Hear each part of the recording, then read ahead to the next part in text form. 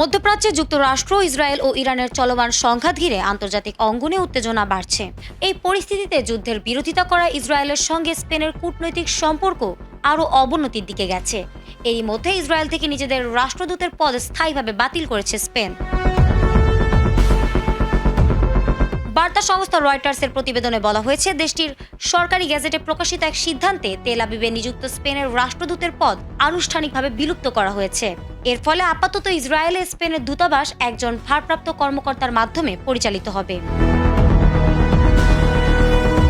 মূলত গাজা যুদ্ধ শুরু হওয়ার পর থেকেই দুই দেশের সম্পর্কের অবনতি ঘটে।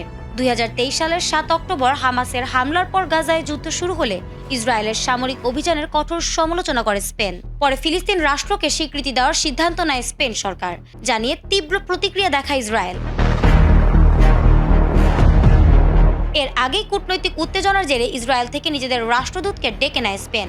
একই সঙ্গে গাজা যুদ্ধে ব্যবহৃত ইসরায়েলি অস্ত্র বহনকারী কোনো জাহাজ বা বিমানকে স্পেনের বন্দর ও আকাশপথ ব্যবহার করতে না দেওয়ার সিদ্ধান্তও নেয় দেশটি।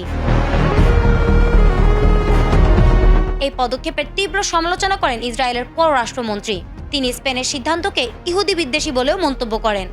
এদিকে স্পেন ফিলিস্তিনকে স্বীকৃতি দেওয়ার পর পাল্টা প্রতিক্রিয়ায় স্পেন থেকেও নিজেদের রাষ্ট্রদূত প্রত্যাহার করে নেয় ইসরায়েল। ফলে বর্তমানে উভয় দেশের দূতাবাসই মূলত ভারপ্রাপ্ত কর্মকর্তাদের মাধ্যমে পরিচালিত হচ্ছে। বিশ্লেষকদের মতে, মধ্যপ্রাচ্যের চলমান যুদ্ধ ও ফিলিস্তিন প্রশ্নে ভিন্ন অবস্থানের কারণে স্পেন ও ইসরায়েলের সম্পর্ক দীর্ঘ সময়ের জন্য উত্তেজনাপূর্ণ অবস্থায় থাকতে পারে। মধ্যপ্রাচ্যের চলমান সংঘাতের প্রভাব এখন কেবল যুদ্ধক্ষেত্রেই নয়, আন্তর্জাতিক কূটনীতিতেও স্পষ্ট হয়ে উঠেছে।